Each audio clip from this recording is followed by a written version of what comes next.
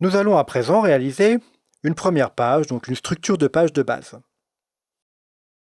Alors j'ai ouvert le logiciel Sublime Text 2, qui est un logiciel qui ne comporte pas d'artifice particulier, et je vais réaliser les différentes balises qui permettront de réaliser une page de base. Alors une page HTML commence toujours par une déclaration de doctype. Le doctype, c'est en gros la grammaire des différentes balises HTML. Donc on l'écrit de cette manière, un chevron inférieur, un point d'exclamation, on écrit doctype et puis HTML.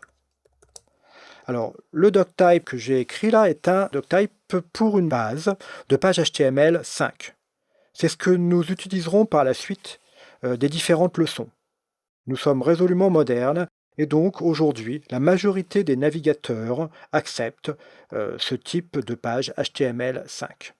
Ensuite, nous créons une première balise qui s'appelle HTML, c'est-à-dire c'est le début de la page. Un petit conseil, lorsque vous créez une balise d'ouverture, c'est-à-dire c'est la première balise, tout de suite, un peu plus bas, vous réalisez la balise de fermeture. De cette manière, cela vous évitera d'oublier sa fermeture. De nombreux navigateurs affichent mal les pages si elles n'ont pas l'ouverture et la fermeture, s'il leur manque l'une des deux. HTML constitue l'ensemble de la page. À l'intérieur de la zone HTML, il y a une zone qui se nomme Head, que l'on pourra appeler en tête. Alors pareil, Head, et puis fin de Head. Nous y reviendrons dans quelques instants. Cette partie Head étant invisible pour l'internaute. Et ensuite, une autre partie, la plus importante certainement, qui est une partie qui s'appelle Body. Pareil, je vais mettre une fin de Body. Voici. Alors tout ce qu'il y a à l'intérieur de Body, c'est en fait votre page. L'internaute verra ce qu'il y a ici à l'intérieur de la zone Body. Bien entendu, nous allons créer les différentes balises par la suite, mais ce mot bonjour sera vu lorsque nous afficherons cette page dans un navigateur. Alors je n'ai pas tout à fait terminé. À l'intérieur de la zone d'entête, il y a un certain nombre de balises qui permettront de donner des informations supplémentaires à la page. Des informations qui seront utiles pour le serveur. Alors il y a notamment une balise qui se nomme Meta. Nous consacrerons une leçon sur les balises de la zone d'entête, sur ces méta. Alors balise Meta avec cet attribut chart7 égale UTF-8.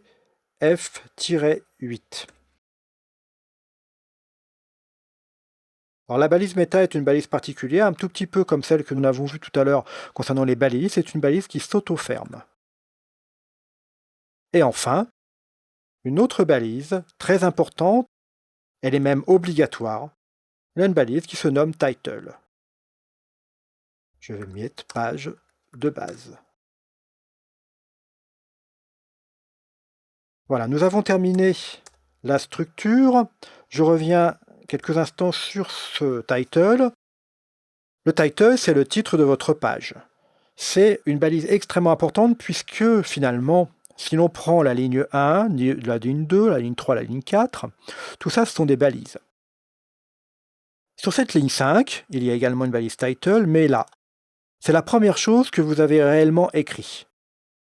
Au niveau d'un moteur de recherche, c'est quelque chose qui est théoriquement très important puisque ce que vous avez écrit là, c'est ce que représente le contenu de votre page. Normalement, on y écrit véritablement le contenu. Donc ça, c'est une première chose. Donc ce title est très important pour cette raison.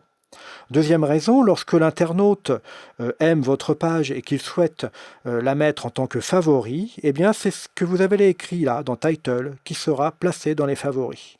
Donc si vous avez écrit Untitled ou page sans nom ou autre chose, eh bien c'est ce que verra l'internaute, ce qui n'est pas une très bonne indication.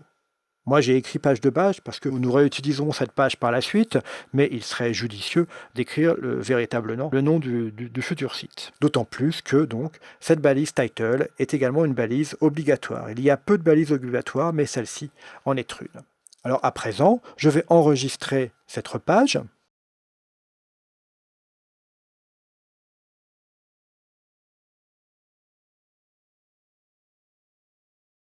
Je veux l'enregistrer à l'intérieur du dossier consacré à cette leçon, donc réaliser une première page, et je l'enregistre sous le nom index.html parce que nous considérons que c'est la première page de notre site. Alors, petite précision, le nom d'une page ne doit jamais comporter d'accent, ni d'espace, ni de lettres particulières. La seule lettre particulière autorisée étant le petit tiret ou l'underscore, donc le tiret bas. Donc, c'est quelque chose de très très important. Pas d'espace. Si vous devez écrire page de base, par exemple, parce que vous souhaitez un mot composé, il est judicieux d'écrire de cette manière, page, tout en minuscule, le première lettre du deuxième mot avec une majuscule, 2, et puis base. C'est ce que l'on appelle la nomenclature en chameau, donc en fait avec des majuscules placées à l'intérieur du même mot, mais ici, je n'ai pas mis d'espace, ni aucun autre signe. Alors certaines personnes préfèrent écrire underscore, base, par exemple, avec ou sans majuscule. Ici, ce n'a pas d'importance. Voilà, on peut l'écrire également de cette manière, ou encore avec des petits tirets, si vous le souhaitez. Voilà, donc retenez bien cela, parce qu'autrement, lorsque vous allez mettre en ligne, eh bien, vos pages ne marcheront plus, étant donné qu'un serveur remplace généralement les espaces, que vous voyez ici, par un signe propre au serveur qui est pourcentage 20.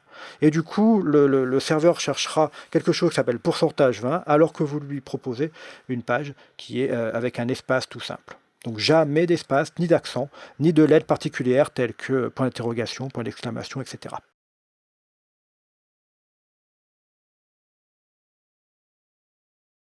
Index pour notre page. Enregistré. Et donc dans Sublime Text, l'ensemble des balises a pris une couleur par rapport à l'enregistrement. Alors nous allons simplement regarder cette page dans le navigateur.